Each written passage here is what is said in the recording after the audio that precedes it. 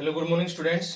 आज हम पढ़ेंगे structure of ovum at secondary oocyte stage. क्योंकि ये जो स्ट्रक्चर हम पढ़ रहे हैं बिफोर द फर्टिलाइजेशन पढ़ रहे हैं, ठीक है। तो बिफोर द फर्टिलाइजेशन जो ओवम होता है, एग होता है, वो आपको पता है कि सेकेंडरी oocytes के अंदर होता है। तो उसको हम स्ट्रक्चर को आज पढ़ रहे हैं। इसको हम डायरेक्टली ये नहीं बोल सकते कि it is structure of mature ovum, it is structure of mature oocytes, और इसके अंदर ही ओवम होता है, ठीक है। तो इसके अंदर क्या होता है कि ये जो ओवम होता है, अगर हम इसका इंट्रोडक्शन देखते हैं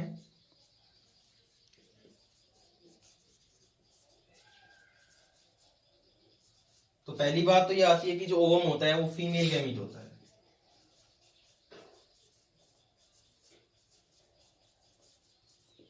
ठीक है। क्या होता है? ये फीमेल गैमीट होता है और इसके पास जो, अगर हम क्रोमोसोम की बात करते हैं तो XX ही होता है, Y एब्सेंट होता है इसके अंदर। तीसरी बात ये आती है कि जो फीमेल गैमीट ओवम जो होता है, ये सारा हम पढ़ रहे हैं किसके केस में? ह्यूमन बीइंग के केस में। तो जो ओवम होता है वो लार्जेस्ट सेल होती है,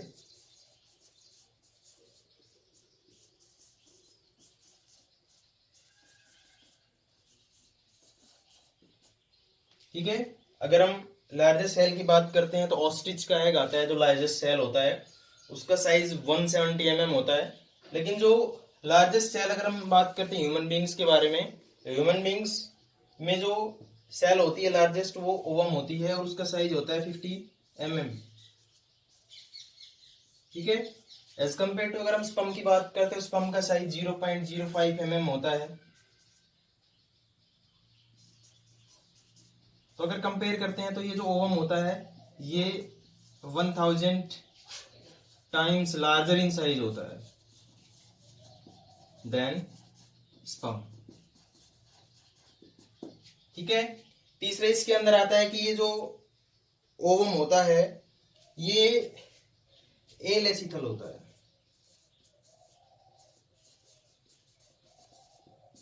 एलेसिथल का मतलब क्या होता है कि ये विदाउट योक होता है। योक जो होता है एग के अंदर, जो येलो कलर का पार्ट होता है उसको हम योक बोलते हैं। तो योक जो होता है वो इसके अंदर अब्सेंट होता है या फिर बिल्कुल कम मात्रा में होता है।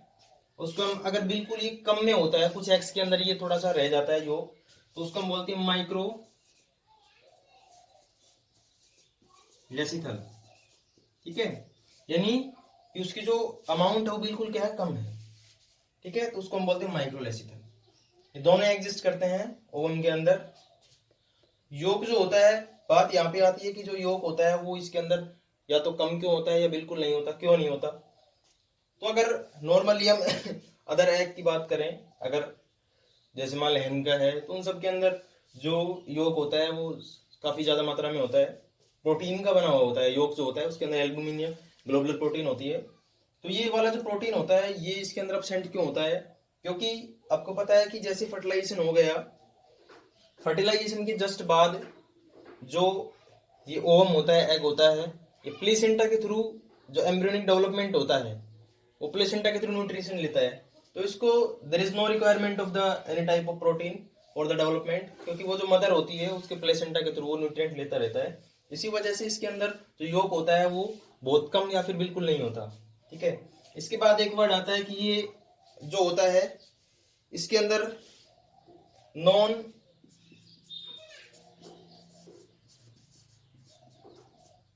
एक वर्ड यूज किया जाता है कि जो ओवम होता है वो नॉन क्लिडोइक होता है। क्लिडोइक का मतलब क्या होता है? नॉन क्लिडोइक का मतलब क्या होता है? जो विदाउट सेल होता है,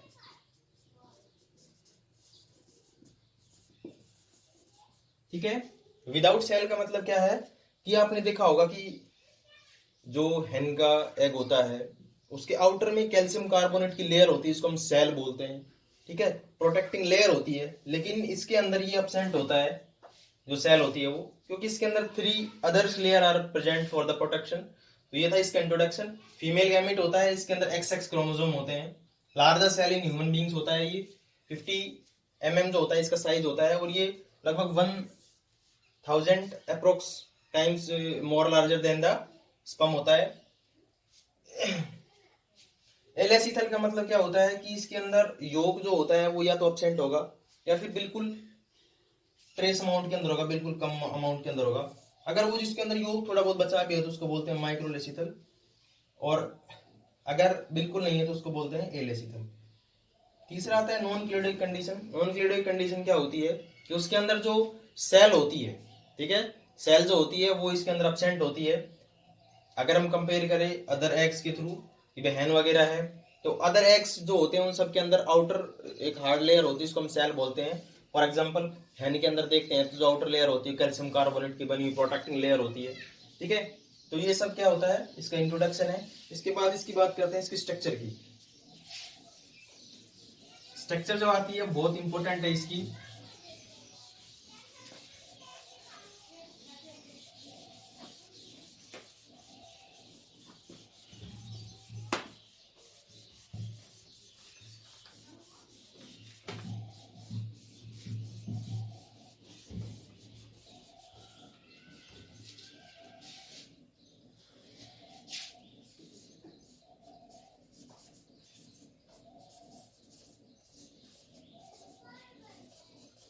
स्ट्रक्चर ऑफ ओवम। तो स्ट्रक्चर ऑफ ओवम ये होता है, स्ट्रक्चर ऑफ ओवम, इसके अंदर जो आउटर लेयर होती है ये वाली जो बना रखी है, इसको हम बोलते हैं कोरोना रेडिएटा,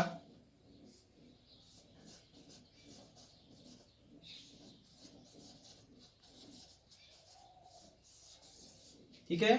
और ये जो कोरोना रेडिएटा होती है ये सेल से मिलकर बनी होती है, जिसको हम फॉलिकुलर सेल बोल सकते हैं, या फिर ये बोल सकते हैं कि जो सेकेंडरी oocytes होता है उसके अंदर जो आउटर लेयर जो छोटी छोटी सेल से मिलकर सराउंड हो जाता है oocytes, तो उसको वो जो सेल्स होती है उसको हम फॉलिकुलर सेल भी बोल सकते हैं, या फिर हम ये बोल सकते हैं कि ग्रेनुलोसा जो सेल्स होती है वही होती है ये, ठीक है। कोरोना रेडिएटा क्या होती है कि कोरोना रेडिएटा एक एसिड होता है जिसके थ्रू ये एक दूसरे से जुड़ी हुई होती है, ठीक है। और ये जो एसिड होता है इसको हम बोलते हैं हाई एलुरोनिक एसिड। ये जो एसिड होता है एक सेल को दूसरे सेल से ज्वाइंट करता है ये। तो हाई एलुरोनिक एसिड जो होता है वो इसके बीच में as a ground substance present होता है। और ये जो कोरोना रेडिएटा होती है ये मल्टी सेलुलर होती है,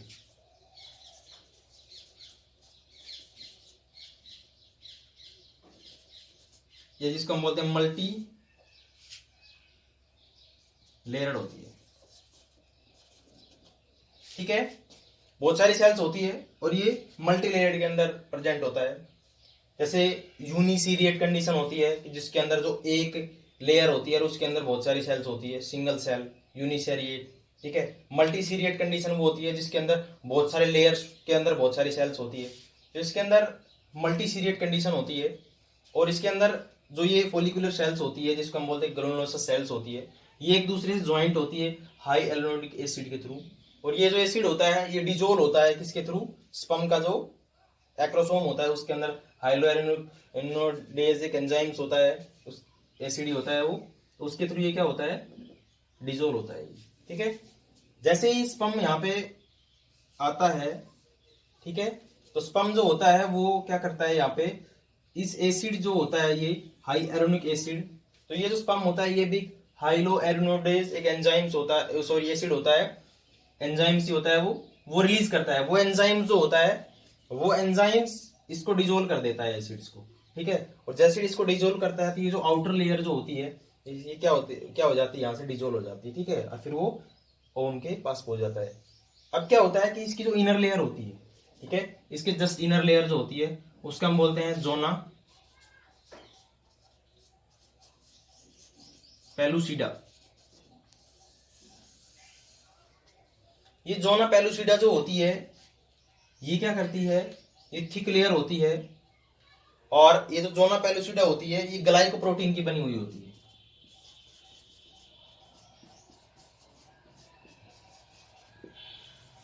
ठीक है। नीट में काफी बार पूछा गया है, ये 2017 के पेपर में भी आया हुआ है कि जोना पेलुसिडा जो होती है वो किस की बनी हुई होती है, तो ग्लाइकोप्रोटीन की बनी हुई होती है। जोना पेलुसिडा एक थिक लेयर होती है, ठीक है, और ये थिक जो होती है ये एसेलुलर लेयर होती है,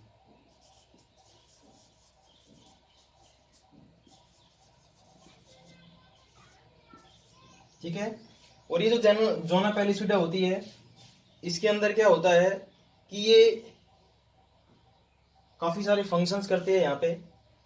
और इसका जो मेन फंक्शंस होता है वो ये होता है कि भाई ये जोना पेलिसिडा जो होती है ये लास्ट तक रहती है, जब एम्ब्रियो का डेवलपमेंट होता है उस टाइम तक भी रहती है, जब तक कि वो जो ये फर्टिलाइज एग है, एम्ब्रियो है, वो जब तक कि उस पे यूट्रस की वाल है उस तक अटैच ना हो जाए।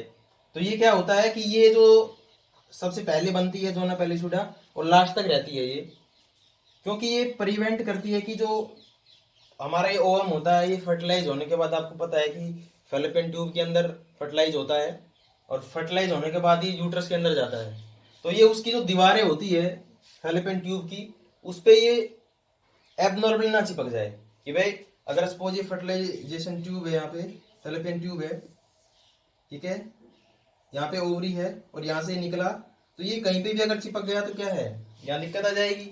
फर्टिलाइजेशन जो यहाँ पे फैलोपियन ट्यूब जो होती है उसके अंदर तो डेवलपमेंट हो ही नहीं सकता एम्ब्रियो का, इसलिए इसी वजह से ये क्या करती है, ये प्रिवेंट करती है कि एबनॉर्मल साइट पे ये चिपके ना ओवम फर्टिलाइज होने के बाद। दूसरा क्या होता है कि जब सिंगल स्पर्म एंट्री मारता है यहाँ पे तो ये थोड़ी सी थिक हो जाती है, और थिक होने के बाद क्या होता है कि पॉलीएम्ब्रियोनिक जो स्टेज होती है उसको प्रिवेंट करती है। भाई पतली रहेगी तो दूसरा भी स्पर्म एंटर हो जाएगा, ठीक है। तो क्या है कि ये थिक हो जाती है जैसे एंटर करता है स्पर्म इसके अंदर, ठीक है, वो अभी बताएंगे। जो स्पर्म होता है वो क्या करता है, यहाँ पे आने के बाद, इस लेयर पे आने के बाद जोना लाइसिन एंजाइम्स होता है जो सिक्रेट करता है स्पर्म, और वो इसको डिजोल्व कर देती है और वो अंदर एंटर हो जाता है, ठीक है। इसके बाद क्या है कि जिसको जो इनर लेयर होती है, इनर मोस्ट लेयर होती है, इसको हम बोलते हैं विटेलाइन मेम्ब्रेन।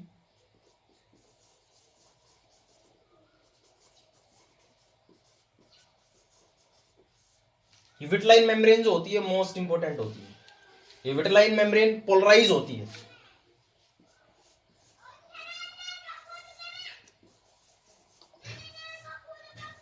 ठीक है, पोलराइज होती है। ये पोलराइज का मतलब क्या है कि स्पर्म जो होता है उसको क्या करना, अपनी तरफ अट्रैक्ट करना। पोलराइजेशन का मतलब ये पोलराइज होती है कि स्पर्म जो आ रहा है उसको तुरंत एंट्री कर देती है, लेकिन पोलराइज होने के बाद जैसे स्पर्म एंट्री करता है ये डीपोलराइज हो जाती है, ठीक है। पहले क्या होती है, पोलराइज होती है जब तक स्पर्म एंट्री नहीं करता इसके अंदर, और जैसे स्पर्म एंट्री कर जाता है तो ये दोबारा डीपोलराइज हो जाती है। डीपोलराइज का मतलब क्या है कि भाई ये उसको अट्रैक्ट नहीं कर सकती, उसको गेन नहीं कर सकती है, तो डीपोलराइज हो गया। डीपोलराइज होने के बाद दूसरा जो स्पर्म होता है वो एंट्री नहीं कर सकता, ठीक है। अब क्या होता है कि ये जो विटेलाइन मेम्ब्रेन थी ये और जो जोना पेलिसिडा थी ये, इसके बीच में एक स्पेस होता है जिसको हम बोलते हैं पेरीविटेलाइन स्पेस।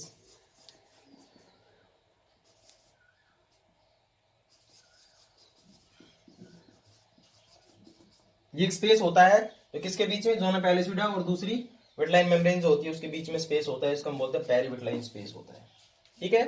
अब क्या आता है, अगर हम अंदर की बात करते हैं तो इसके अंदर की तरफ स्पेशल टाइप की सेल्स होती है जिसको हम बोलते हैं कॉर्टिकल ग्रेन्यूल्स।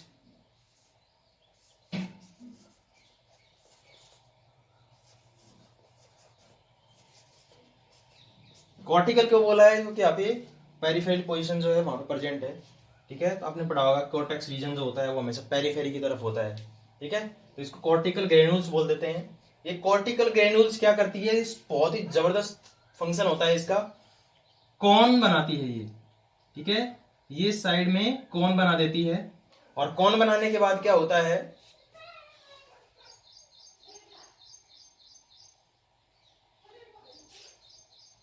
ये कौन बनाएगी तो हेड रीजन जो होता है वो इसका स्पर्म का आ जाता है।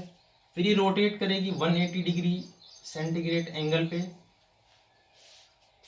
सॉरी 180 डिग्री एंगल पे, और 180 डिग्री एंगल पे ये रोटेट करेगी तो जो स्पर्म जो होता है वो अंदर की तरफ मूवमेंट हो जाता है और फिर दोबारा ये वैसी शेप में आ जाती है। तो ये जो कॉर्टिकल ग्रेन्यूल्स होता है ये एक्चुअली में कौन के फॉर्मेशन के लिए रिस्पॉन्सिबल होता है, ये कौन रिसिप्टर्स होता है, ठीक है। कौन क्या होता है, रिसिप्टर्स होता है जो रिसीव करता है स्पर्म का जो हेड होता है उसको, और वो अंदर की तरफ रोटेशन होगा। सपोज ये वाली शेप है किसी भी चीज में, ठीक है, तो यहाँ पे क्या आ गया, स्पर्म का हेड आ गया। अब ये रोटेशन करेगा तो ये किस शेप में आ जाएगा, इस शेप में आ जाएगा, जो हेड रीजन है वो अंदर चला जाएगा। तो ऐसे ही इसका मेन कॉर्टिकल जो ग्रेन्यूल्स होती है, ये एक प्रकार से रिसेप्टर कोन के लिए रेस्पॉन्सिबल होती है। दूसरा क्या आता है कि इसके अंदर जो लिक्विड होता है उसको हम स्पेशल नाम देते हैं, उसको बोलते हैं ऊप्लाज्म।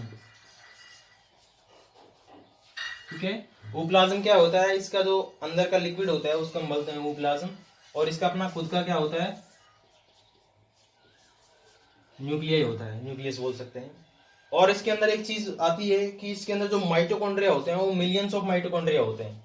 ठीक है, अगर हम बात करते हैं किसके कंपैरिजन में, स्पर्म के कंपैरिजन में, तो स्पर्म में बहुत कम माइटोकॉन्ड्रिया होते हैं, लेकिन इसके अंदर बहुत ज्यादा माइटोकॉन्ड्रिया होते हैं। Millions of mitochondria are present on the ooplasm of the ovum.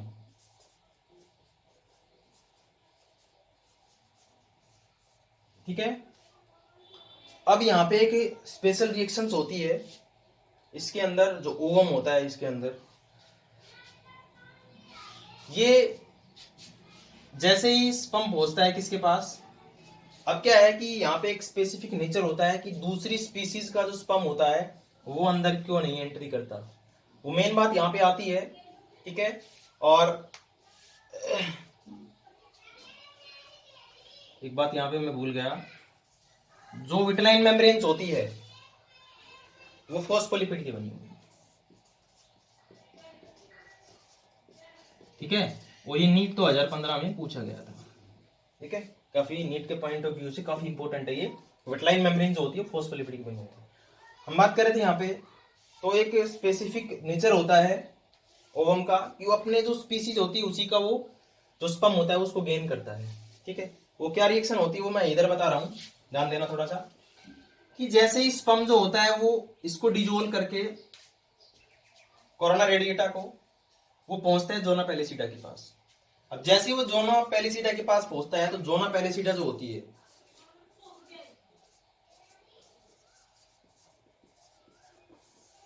ये जोना पेलिसिडा जो होती है एक स्पेसिफिक ग्लाइकोप्रोटीन रिलीज करती है जिसको हम बोलते हैं फर्टिलाइजिंग। ठीक है, इसने एक प्रोटीन रिलीज की जोना पेलिसिडा ने, कौन सी, फर्टिलाइजिंग।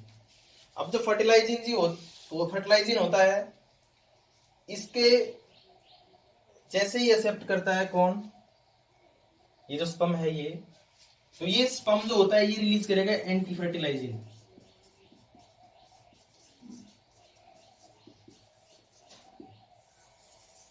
ठीक है, जोना पेलिसिडा जो थी इसने रिलीज की फर्टिलाइजिंग, ग्लाइकोप्रोटीन होती है, और इसके रेस्पॉन्स में जो स्पर्म था उसने क्या रिलीज की, एंटी फर्टिलाइजिंग। ठीक है, या ये कहिए कि भाई एंटी फर्टिलाइजिंग कौन रिलीज करता है, स्पर्म रिलीज करता है, जोना पेलिसिडा फर्टिलाइजिंग करता है। ठीक है, अब इन दोनों के बीच में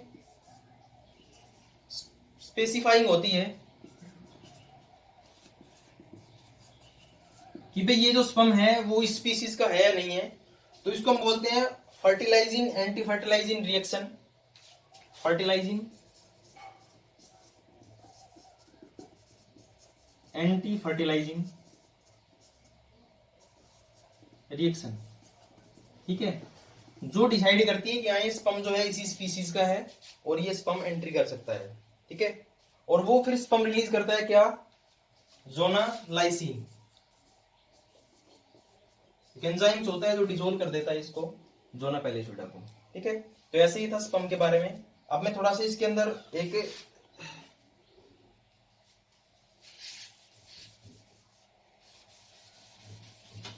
ये जो ट्विंस का फॉर्मेशन होता है वो किस टाइप से होता है इसके अंदर, भाई जुड़वा बेबी जो होते हैं वो किस टाइप से होते हैं, तो इसके दो केसेस होते हैं मेन। एक तो इसके अंदर ये आता है कि भाई पॉलीएम्ब्रियोनिक स्टेज जो होती है वो दो टाइप से होती है इसके अंदर। एक तो ये कि कोई भी एम्ब्रियो थी हमारे पास और ये एम्ब्रियो थी वो दो के अंदर स्प्लिट हो गई। ठीक है, एक एम्ब्रियो थी वो स्प्लिट हो गई दो के अंदर। ठीक है, अब दो के अंदर स्प्लिट होने के बाद ये क्या करेगी, दूसरी बात, दो एम्ब्रियो बन गई और दो एम्ब्रियो से जुड़वा जो ट्विंस हैं वो बन जाएंगे। इस केस में क्या होगा कि इसका जो फॉर्मेशन हुआ है, दो जो बेबी है उनका, इनका जो फेस होगा वो दोनों का सिमिलर होगा, ठीक है, सिमिलर होगा। और दूसरा, इनका जो मतलब सेक्स होगा वो या तो दो मेल होंगे या तो फीमेल होंगे, ठीक है। तो ये तो ठीक, एक एम्ब्रियो से जब दो एम्ब्रियो बनती है तो पॉली एम्ब्रियोनिक स्टेज आ जाती है उसके अंदर। इन दोनों का जो फेस होगा वो भी सेम होगा, ठीक है। दूसरा जो सेक्स होगा वो भी सेम होगा, क्योंकि ये क्रोमोसोम से डिवाइडेशन से दो बनी है ये, ठीक है। तो क्या हुआ, एक तो ये कंडीशन आ गई पॉली एम्ब्रियो में। दूसरी जो कंडीशन आती है वो आती है कि जब ओवरी होती है वो दोनों एक रिलीज एफएसएच हार्मोन ज्यादा होने की वजह से उसने दो एग रिलीज कर दिए, एक ही एग, और यहाँ पे दो जो स्पर्म होते हैं उन्होंने फर्टिलाइज कर दिया इसको, ठीक है। इस केस में जो फर्टिलाइजेशन में आता है कि दो एम्ब्रियो बन गई, तो इसके अंदर जो सेक्स होता है वो सेम भी हो सकता है, डिफरेंस भी हो सकता है। वो डिपेंड करता है कि इन दोनों के फ्यूजन से क्या कुछ सेक्स डिटरमिनेशन हुआ है। लेकिन इनका जो फेस होता है वो दोनों का अलग अलग होता है, ठीक है। यो एक एम्ब्रियो से बनी है दो एम्ब्रियो, और ये दो एग से दो एम्ब्रियो बनी है, तो इसके अंदर जो फेस आएगा वो डिफरेंट आएगा। उसका जो मतलब फेस स्ट्रक्चर होगा वो एक दूसरे के मतलब जैसे डिक्टो नहीं होंगे, इस केस में डिक्टो होंगे। तो ये आती पॉलीएम्ब्रियो स्टेज। तो इसके अंदर स्ट्रक्चर ऑफ ओम के अंदर पढ़ा है हमने। आउटर लेयर जो होती है वो कोरोना रेडिएटा, इसके अंदर जो लेयर होती है उसको हम क्या बोलते हैं, जोना पैलिस्यूडा। जोना पैलिस्यूडा थोड़ी थिक होती है, और ये जोना पैलिस्यूडा जो होती है ये तब तक ब्रेक नहीं होती जब तक कि वो जो एम्ब्रियो है वो जब तक उसके यूट्रस के साथ अटैच नहीं हो जाता। इसके अंदर की साइड में स्पेस होता है जिसको हम बोलते हैं पेरीविटलाइन स्पेस, और जो अंदर की साइड होती है जिसको हम प्लाज्मा मेम्ब्रेन टाइप में बोल सकते हैं वो विटलाइन मेम्ब्रेन होती है, ठीक है। तो फॉस्फोलिपिड की बनी हुई होती है, और इसके अंदर लिक्विड भरा हुआ होता है जिसको हम ओप्लाज्म बोलते हैं। इसका अपना खुद का न्यूक्लियस होता है, मिलियंस ऑफ माइटोकॉन्ड्रिया होते हैं, और जो पेरीफेरी पोर्शन है इसको हम बोलते हैं, इस पे जो छोटी छोटी सेल्स होती है जो कोन बनाती है उसको हम बोलते हैं कॉर्टिकल ग्रेन्यूल्स। तो ये हमने पढ़ा है स्ट्रक्चर ऑफ ओम, और स्ट्रक्चर ऑफ ओम से नीट के अंदर एक दो क्वेश्चन पक्का डेफिनेटली पूछा जाता है। मेनली इसके अंदर इंपोर्टेंट जो आता है वो यही आता है कि इसकी जो मेम्ब्रेन होती है विटलाइन मेम्ब्रेन, और दूसरी जोना पैलिस्यूडा, इसके अंदर ये केमिकल कंपोजिशन क्या होती है, किस किस चीजों से बने हुए होते हैं, ठीक है। और एक ही आता है कि जो एब्नॉर्मल साइट्स पे जो अटैचमेंट होता है वो काफी बार पूछा जाता है कि वो कौन सी मेम्ब्रेन होती है जिसकी वजह से प्रिवेंशन होता है कि भाई ये प्रिवेंट रहता है कि भाई एब्नॉर्मल साइट्स पे अटैच ना होए, तो ये जोना पैलिस्यूडा होती है, ठीक है। तो ये डिफरेंट हमने पढ़ा है, इसके बारे में काफी डीप स्टडी की है। तो ये था स्ट्रक्चर ऑफ ओम के बारे में। Thanks for